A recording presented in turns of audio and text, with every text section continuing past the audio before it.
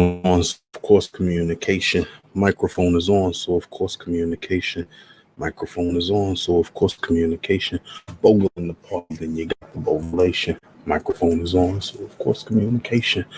All right, so it's on, for better or for worse. And I didn't announce a pre-read, so it's not like I really have any expectation of anybody being here for a pre-read. This is still, as it always was, an opportunity for me to check the mic and make sure things are working and make sure the angles are good on the camera. And okay, looks like there's a few of y'all here. What's happening, y'all? This is a really, really unofficial pre-read. I know we've been off for like a couple of weeks now. Last Thursday, I was guesting on another show, which was dope. It was a fun little conversation. Let me go ahead and see if I can pull up some comments so I can see what y'all saying. I see Erica Yolita, and today, y'all, is Erica Yolita's birthday. So if you're here in the mix, go ahead and wish her a happy birthday. She turned today. All right, so go ahead and wish her a happy birthday. I see Mimi Brown here. I see Terry Meredith is present. Homie Lou is here and able to stay for the whole read. All right, Homie Lou, I'll see you. That makes us happy. What you cooked today, Homie Lou? I want Homie Lou to send me like a bunch of pictures of her food, just so I can look at it. It's so delicious looking. I see Kelly Ruff here, and I see Gwen. It's good to see you, Gwen. So yeah, it's good to see all of y'all. This is a really unofficial, like I said, really unofficial pre-read. It's going to be really short. I'm just making sure that the equipment is on point and that everything is working. Excited about tonight's books, though, or tonight's book, I should say. We're doing SkinFolk by Nalo Hopkinson. Now, we've read from her before. And the first couple of stories that I read from Nalo, I was like, okay, this is kind of cool. It's a little bit eerie, but it's fine.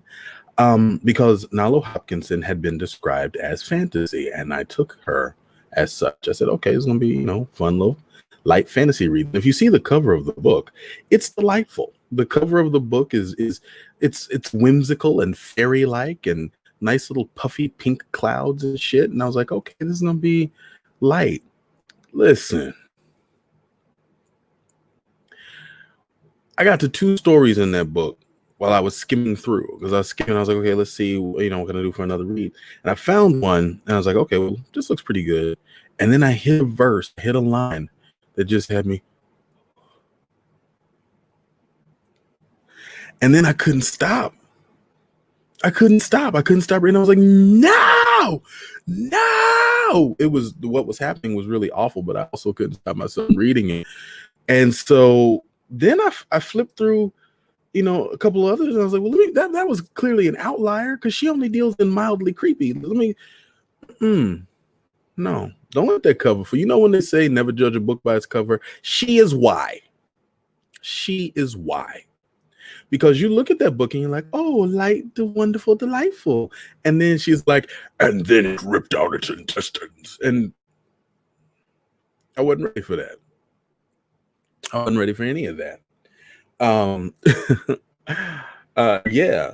wasn't ready for a bit of that. So I flipped through, I skimmed through. My editorial staff took a look at the stories to make sure there wasn't going to be anything too traumatizing. I wanted that those things are raring to lure you in. She ain't lying at all. And on another topic, Homie Lou made roasted pepper and tomato soup and homemade French bread. Now see, what I'm mad about, Homie Lou, is that you made homemade French bread, but you didn't take some French cheese and put it on said French bread and grill it, make a bomb-ass bougie grilled cheese sandwich to go with roasted pepper and tomato soup. Because I feel like that's a thing that's supposed to happen. Gwen telling me late that, Nalo has the friendliest cover artwork, but the stories be a little dark. Yeah, they be a little dark, all right. Real quick, while we got a minute or two, and then do we even have a minute or two? What time is it? Oh yeah, we got a minute or two, because I said this is going to be a shorter pre-read, because I do have some more prep work that I have to do before the actual show. But I read a comment that, and the comment was in regard to Lovecraft Country now, or County. Is it county or country? I'm not watching the show yet. I am waiting for the rest of y'all to be done watching the show so I can watch it in peace, because what I cannot stand is when everybody's watching something, so everybody's talking about it, and you can't watch it. You're always going to be like, oh my gosh, did you see it? Did you see it? And the part where, and like, I can't even be online on Sunday nights or Monday mornings. And now because of time shifting, some of y'all motherfuckers, I can't be online on Tuesdays early because y'all are talking about what happened. I will never look at Ruby the same way. I don't know. And I want to know, but I want to know when I want to know, not, but such is life. Anyway, I'm not watching Lovecraft Country County. I'm not yet. I will.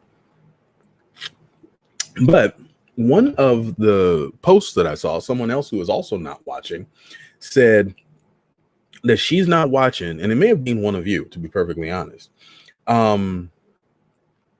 But someone said that she's not watching because she can't do another civil rights era story. She can't do another slavery story. She's done. She's had it. Hey, Angela Lee, I see you. So she's over it. And at first I was about to get all, oh, I can't say that. These are the stories of our time and whatever. And I thought about it. Work this out with me. Work this out with me. I could be wrong, but work this out with me anyhow. Imagine that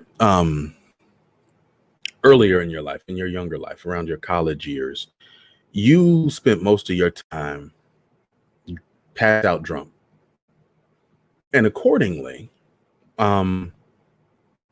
because you were passed out drunk, or for whatever reason, people took a lot of advantage of you. You did a lot of things that you didn't want to do, that you probably wouldn't have done. And a lot of people made best out of you being not at your best, out of you being incapacitated. Now, other people have fond memories of this time because for them, you were a lot of fun. You were a convenience. And you don't have your memories of this time. So you can't tell your stories. So other people are telling your stories for you. Other people are telling all the stories of that part of your life. And then something happens. Something happens and you regain your memory, so you regain your voice. And now you're capable of telling your own stories. And you can remember those times and you can remember them very clearly. And you know that the stories about you, the way those stories have been told, were bullshit. Maybe you want to set the record straight. Or maybe you're transformed. You're a different person. And not only do you not want to correct the record or tell those stories, but you would rather just people stop talking about that time period at all, because that's not who you are anymore. Yeah, you did those things then. Yeah, you were on some different stuff then, but that's not who you are now. That's not who you are today. And you just wish people would let you be who you are instead of constantly reminding you of who you used to be. Even if somebody has the true story, even if somebody can correct the record and be like, no, that's not actually how it happened. Julian wasn't doing that. He was doing this. Y'all just remember it that way.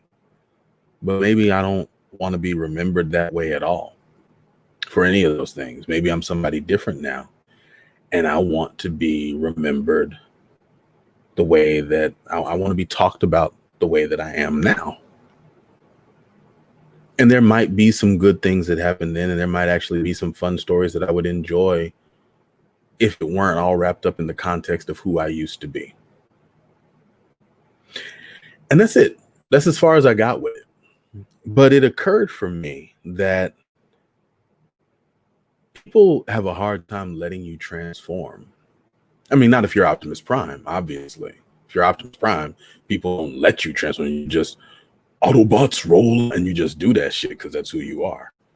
But if you're not Optimus Prime, people have a hard time letting you transform you become something different, you become something new, and you are transformed by it, but they still want you to exist in the context that they're most familiar with.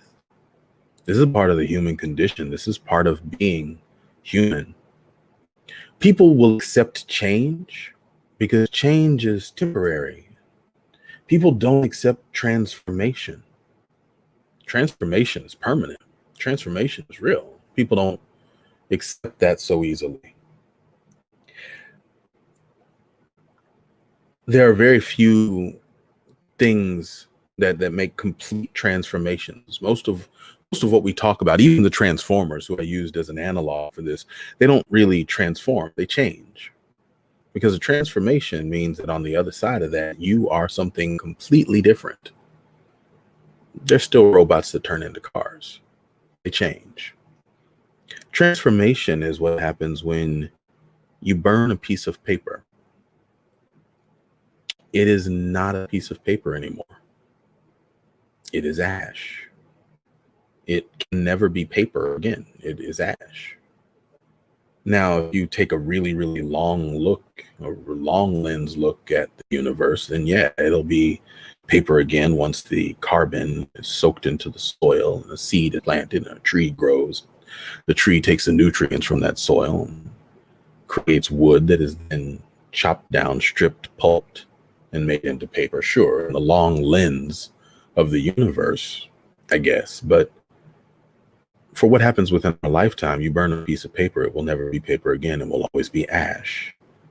That is a transformation. If going through slavery and the civil rights movement wasn't going through the fire, I don't know what is. As a people, whoever we were before the ships, whoever we were before the auctions, whoever we were before the plantations, whoever we were before the paddy rollers, whoever we were before Jim Crow, whoever we were before fire hoses were weaponized against us and dogs were weaponized against us and children knew the force and the power of bombs, whoever we were before that, as a people, we will never be that again. As a people, we are transformed. And I think the rest of the world is still having a really, really hard time understanding that all of these fires we've walked through, we've come out on the other side, something different. We have no choice. Fire doesn't change you, it transforms you. That is what fire does. The very core of us is different.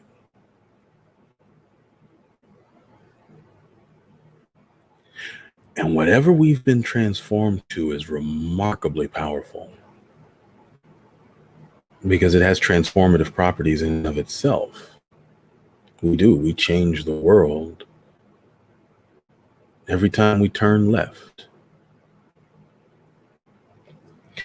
I look forward to watching Lovecraft Country County when this season's done and y'all are done talking about it.